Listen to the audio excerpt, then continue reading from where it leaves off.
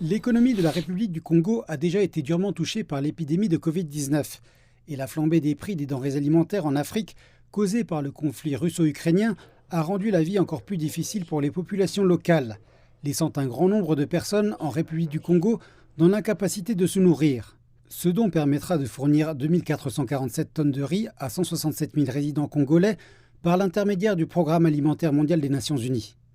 Depuis 2019, la Chine travaille en étroite collaboration avec le PAM pour faire face à la crise alimentaire qui s'est déclarée en République du Congo et a fourni à ce pays une aide alimentaire d'urgence d'une valeur de 8,39 millions de dollars. La Chine lui a également apporté un soutien technique et financier dans le cadre de la coopération Sud-Sud pour aider la République du Congo dans la relance de sa production. Aujourd'hui, le pays affiche des résultats remarquables dans la chaîne industrielle du manioc.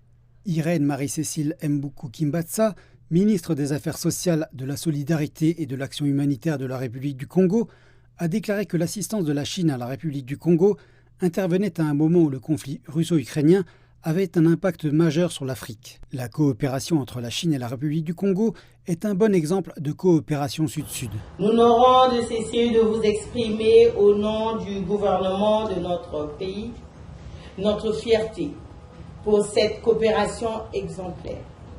Aujourd'hui encore, soucieux de la souffrance d'une frange importante de la population congolaise qui vit dans un état de précarité consécutivement à la conjonction de plusieurs facteurs, dont les plus récents se rapportent à la crise sanitaire du Covid-19 et à la guerre qui oppose la Russie à l'Ukraine.